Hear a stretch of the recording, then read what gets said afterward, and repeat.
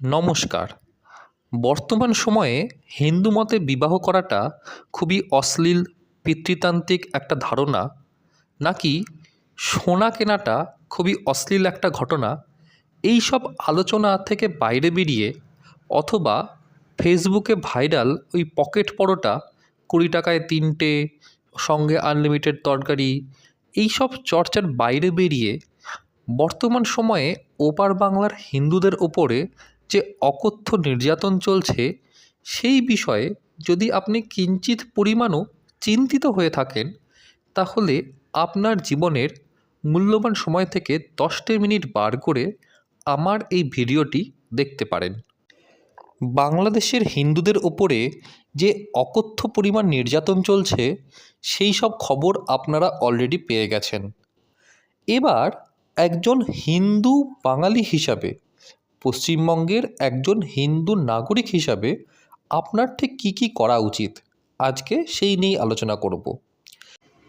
আমাদের রাজ্যের মাননীয় মুখ্যমন্ত্রী অবশ্য এই বিষয়ে সম্পূর্ণ রকমভাবে নিশ্চুপ, মুখে কুলুপ এঁটে বসে আছেন। হয়তো তিনি ভয় পাচ্ছেন যে ওপার বাংলার হিন্দুদের সমর্থনে কথা বললে তার দুধেল গাইদের ভোট ব্যাংক তার কাছ থেকে শিফট হয়ে বামেদের কাছে চলে যেতে পারে। বামেরাও যে এই বিষয়ে খুব একটা কথা বলবে না, সেটাই স্বাভাবিক। ইসরায়েলের হাতে প্যালেস্টাইনে মুসলিম মারা গেলে তাদের পেটে ব্যথা উঠে আসে, তারা কেঁদে কুল পায় না। কিন্তু পাশের বাড়ি বাংলাদেশে হিন্দু মারা গেলে তাদের বিন্দু মাত্র মাথা ব্যথা হয় না, এটাই স্বাভাবিক। একজন হিন্দু হিসাবে বাম বা তৃণমূল, এদের কাছ থেকে এরকম এক্সপেকটেশন রাখাটাই মহাপাপ। তবে অবশ্য বিরোধী দলনেতা শুভেন্দু অধিকারী আজকে তার দলবল নিয়ে ওই বাংলাদেশের হাই কমিশনারেটের সামনে বিক্ষোভ করেছেন এবং তার সামনে যথেষ্ট পরিমাণ প্রতিবাদ সভাও করেছেন, দেখে ভালো লাগলো। হিন্দুদের স্বার্থ রক্ষার দায় কি শুধু একমাত্র বিজেপির? এবার পরের বার ভোটে যদি বিজেপি এটা দাবি করে যে তারাই একমাত্র হিন্দুদের রক্ষা করতে চায়, আর কোনো দল হিন্দুদের নিয়ে ভাবে না, তখন কিন্তু যে বিজেপি ধর্মের রাজনীতি করে, এই অভিযোগ আনলে কিন্তু মানুষের অবশ্যই ভাবা উচিত। যদিও বাঙালির স্মৃতিশক্তি খুবই দুর্বল, খুব খুব খুব দুর্বল।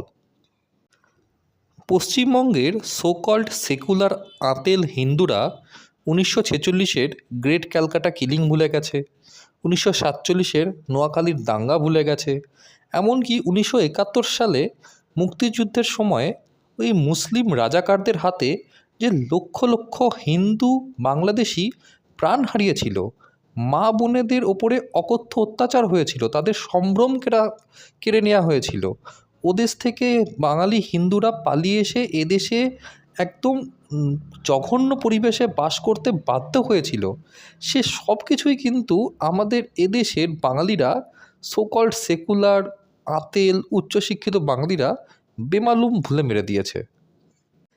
এর ফলে সোকল্ড সেকুলার আঁতেল হিন্দু বাঙালি কলকাতায় বাংলাদেশি বইমেলা আয়োজন করে।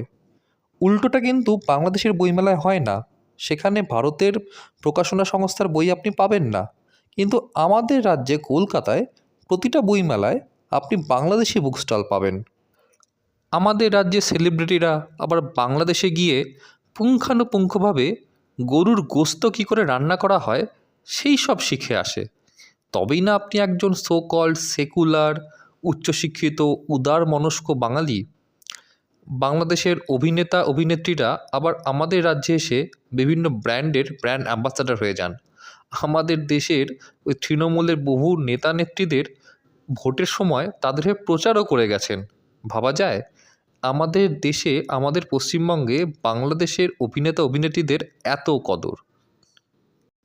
এই দেখুন না, এই বছরই দুর্গাপুজোর সময় খাস কলকাতার বুকে একটি দুর্গাপুজোর মণ্ডপে এই শান্তিপ্রিয় দুধেল গাইটা ঢুকে কীরকম দাঙ্গা হাঙ্গামাটা করে চলে গেল, তাণ্ডব করে চলে গেল, প্যান্ডেল সহ মূর্তি ভেঙে উড়িয়ে দেওয়ার ধমকি দিয়ে চলে গেল। কোনো বাঙালির মুখ থেকে কোনো প্রতিবাদ শুনতে পেয়েছেন? ওই আমাদের মতো গুটি কয়েক মাথা পাগল বাঙালি এসে কিন্তু ওই ফেসবুকে ইউটিউবে বকবক করে, বাকি কোনো বাঙালির কাছ থেকে আপনি বিন্দুমাত্র প্রতিবাদ পাবেন না। একই ঘটনা বেলডাঙায় কার্তিক পুজোতেও দেখা গেল। সেখানেও কিন্তু ওই শান্তিপ্রিয় দুধেল গায়েরা ঢুকে প্যান্ডেল ভাঙচুর করে দিয়ে চলে গেল।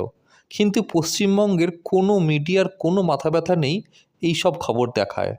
রিপাবলিক বাংলা ছাড়া আর কোনো মিডিয়া হাউসই কিন্তু এই ঘটনাটি কভার করেনি, কারণ এসবে তাদের মিডিয়া চ্যানেলের ওই সেকুলার ব্যাপারটা কিন্তু চলে যাবে। বর্তমান সময়ে বাংলাদেশে হিন্দুদের সাথে যে ঘটনা ঘটছে, কালকে বা পরশু আমাদের রাজ্যে হিন্দুদের সাথে সেই একই ঘটনা ঘটবে না, এর গ্যারেন্টি কে দেবে? এই তো লোকসভা ভোটের আগেই একজন তৃণমূল বিধায়ক হুমকি দিয়েছিলেন যে তার কনস্টিটিউয়েন্সিতে মুসলিমরা সংখ্যাগুরু, হিন্দুরা সংখ্যালঘু, তাদেরকে নাকি কেটে তিনি ওই ভাগীরথীর জলে ভাসিয়ে দেবেন, কেউ দেখতেও আসবে না। ভাবা যায় এখনই তিনি এই রকম হুমকি দিচ্ছেন। কিছুদিন পরে ব্যাপার যে কোথায় গিয়ে দাঁড়াবে কেউ জানে না। খাস কলকাতার মেয়র ববি হাকিম জানাব আবার এক কাঠি ওপরে।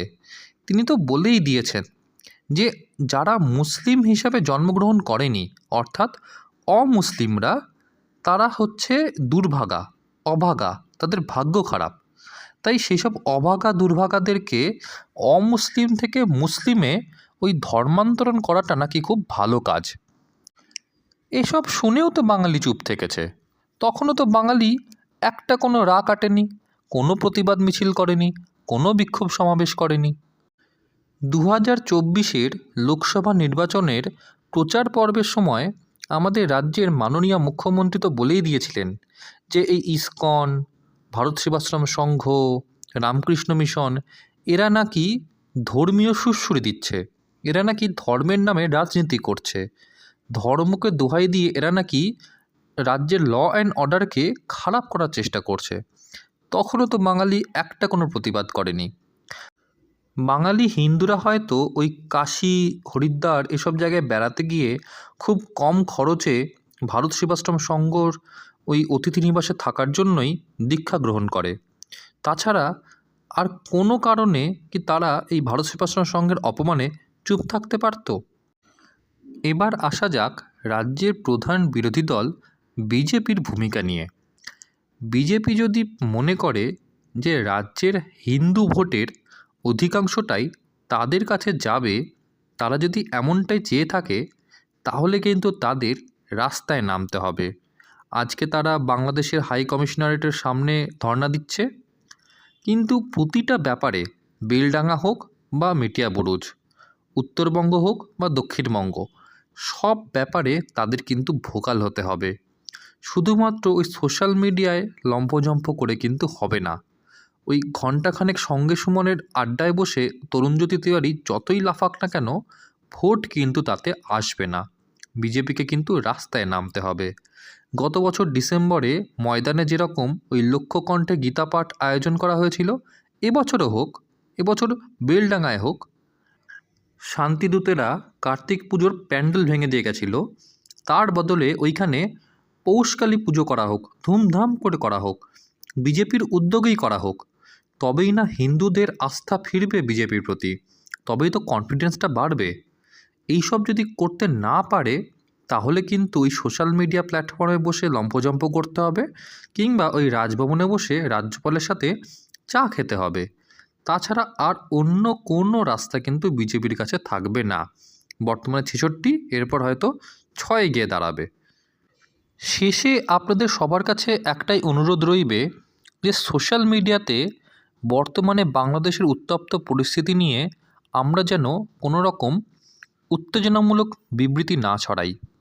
এই চট্টগ্রাম ধ্বংস করে দেওয়া হোক, চট্টগ্রাম দখল করে নেওয়া হোক, ভারত এক্ষুনি বাংলাদেশ আক্রমণ করুক, বাংলাদেশের সেনাবাহিনীকে গুঁড়িয়ে দেওয়া হোক, এই রকম উত্তেজনামূলক বিবৃতি বা কমেন্ট যেন সোশ্যাল মিডিয়াতে আমরা পোস্ট না করি। এতে কিন্তু হিতে বিপরীত হবে। আমাদের পক্ষে তো আর বাংলাদেশের সীমানা পেরিয়ে ও দেশের হিন্দুদের পাশে দাঁড়ানো সম্ভব নয়। আমাদের রেসপন্সিবল হতে হবে। এটাই আপনাদের সবার কাছে আমার একান্ত অনুরোধ।